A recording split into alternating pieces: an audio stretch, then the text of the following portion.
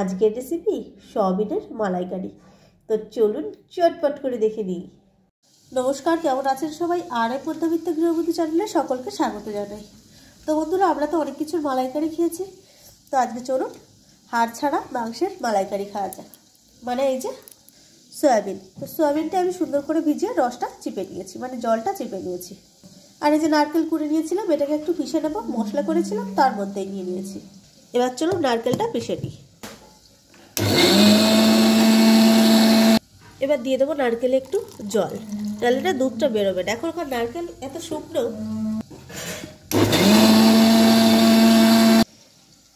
এবার চলুন ছেঁকে দিই। তো এই যে বের করে নিয়েছি, উপরে দেখুন কেমন মালাই মতো জমে গেছে। শীতকাল জন্যে নারকেলের যে তেলটা সেটার জন্য এরকম জমে গেছে। তো চলুন শুরু করি। এখানে মশলার মধ্যে দিয়েছি আদা, পেঁয়াজ, রসুন, শুকনো লঙ্কা, ধনে আর জিরে। আর এখানে আমি একটু আলু ভেজে দিচ্ছি। আমার ছেলেরা আলু খুব পছন্দ করে, তাই আলুটা আপনারা চাইলে স্কিপ করতে পারেন। এবার এক টুকরো দারচিনি ফোড়ন দিয়ে সয়াবিনটাও কিন্তু ভেজে দেবো। দিয়ে দিচ্ছি লবণ। মালাইকারিতে কি অন্য সবজিতে সয়াবিনটা ভেজে দিলে কিন্তু তার টেস্টই আলাদা হয়। তো চলুন এবার একটু ভেজে দিই। সয়াবিন ভাজা হয়ে গেছে, এবার কড়াইতে খানিকটা সর্ষের তেল দিয়ে দিলাম, যেহেতু সয়াবিন একটু তেল বেশি লাগবে।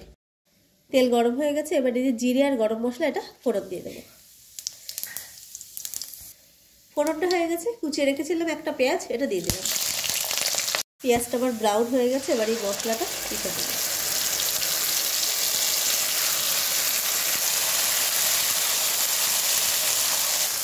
বাটি ধোয়া জল দিয়ে দিলাম, একটু হলুদ, লবণ, সুন্দর করে কষে নিল। এবার মশলা থেকে কিন্তু তেল ছেড়ে দিয়েছি। এবার চলুন নারকেলের দুধটা দিয়ে দিই, আর একটুখানি কষে দেবো নারকেলের দুধ দিয়ে।